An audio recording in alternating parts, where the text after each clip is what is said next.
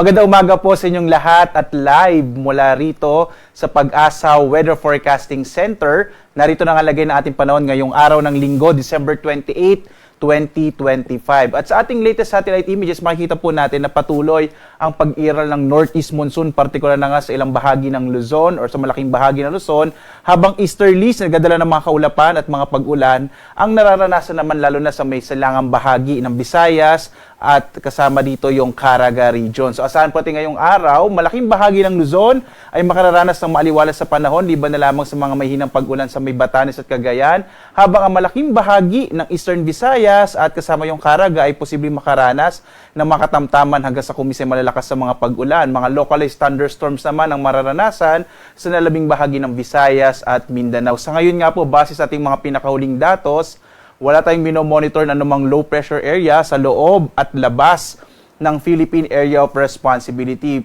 Maliit na po yung posibilidad na magkaroon tayo ng bagyo at least in the next 3 to 5 days. Kaya posible po hanggang sa pagtatapos na ng taong 2025 ay maliit na yung posibilidad na magkaroon tayo ng bagyo.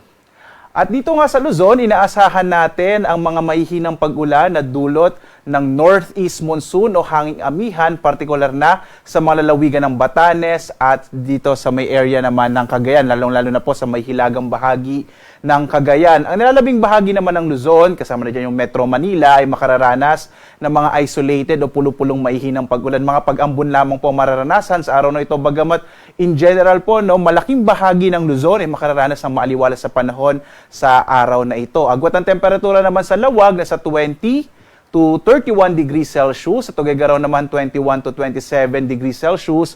Sa Baguio 14 to 23 degrees Celsius. Yan, bumababa na po yung temperatura dito sa Baguio. Sa Metro Manila naman 21 to 31 degrees Celsius. Sa Tagaytay 20 to 28 degrees Celsius. Habang sa Legazpi 25 to 31 degrees Celsius. Dumako tayo sa Palawan, Visayas at Mindanao. Dito nga sa Palawan, inaasahan natin ang mga posibilidad ng mga isolated light rains at ang temperaturang mararanasan dito sa Calayan Islands sa 25 to 30 degrees Celsius. Sa Puerto Princesa naman, 24 to 31 degrees Celsius. Samantala, ngayong araw, malaki yung posibilidad ng mga pag-ulan sa malaking bahagi ng Eastern Visayas, lalong-lalo na po sa may area ng Southern Leyte at ng Leyte sa araw na ito. Kaya mag-ingat sa mga posibilidad ng mga flash floods and landslide, particular na nga dito sa may Eastern Visayas. Ang nalabing bahagi naman ng Kabisayaan ay makararanas ng mga isolated o pulo-pulong pag-ulan, pagkulog at maaaring maulap na kalangitan, dulot po yan ng shear line. Ito yung easterlies. Ito po yung hangin nagmumula sa karagatang Pasipiko. Ang agwat ng temperatura sa Iloilo, 25 to 32 degrees Celsius. At sa Cebu naman, 26 to 30 degrees Celsius. Habang sa Tacloban, 24 to 30 degrees Celsius.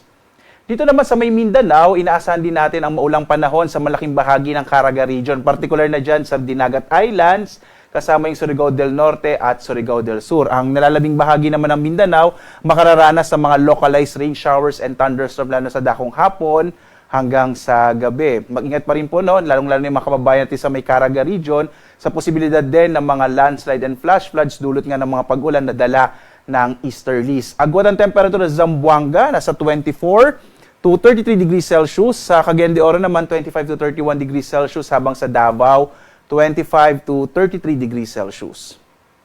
Samantala, sa lagay ng ating karagatan, wala na po tayong nakataas na gale warning. Nag-issue na po tayo ng final gale warning. At inaasahan na lamang natin dito sa may Northern Luzon ang katamtaman hanggang sa maalong karagatan.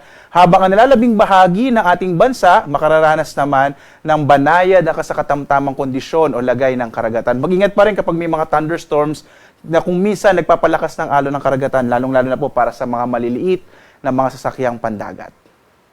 Narito naman ating inaasang magiging lagay ng panahon sa mga susunod na araw hanggang January 1 na po ito, bagong taon.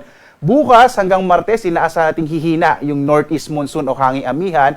Makararanas na lamang ng mga isolated o pulo-pulong mahinang pag-ulan itong bahagi ng Northern Luzon. Samantala, magpapatuloy yung epekto ng easterlies, particular na sa Eastern Visayas, Caraga at maring umabot hanggang dyan sa may area ng Davao region.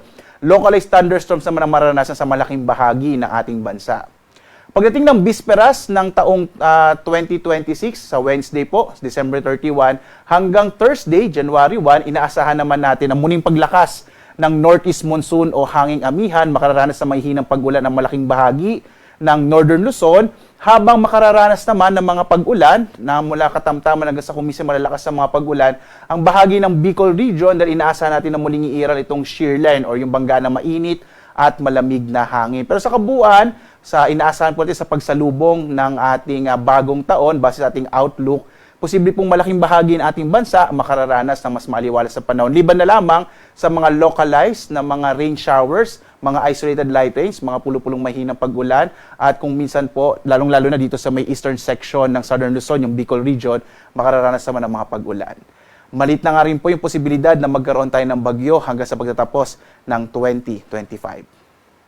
Ang araw natin ay sisikat mamayang 6:19 na umaga at lulubog, ganap na 5:35 ng hapon. At muli po, no, sundan niyo po kami sa iba't ibang mga social media platforms, sa X, sa Facebook at YouTube, at sa dalawang websites ng Pag-asa, pag-asa.doc.gov.ph at sa panahon.gov.ph. Dito po natin ini-issue real-time at nakamapas ang iba't ibang mga advisories, kagaya ng mga thunderstorm advisories, rainfall information, flood advisories sa buong bansa. Kaya bumisita po kayo sa mga websites ng Pag-asa. At live naman nagbibigay update mula rito sa Pag-asa Weather Forecasting Center. Ako naman si Obet Badrina. Maghanda po tayo lagi para sa ligtas na Pilipinas. A blessed Sunday po. Happy Sunday po sa inyong lahat. Salamat sa inyong pagsubaybay.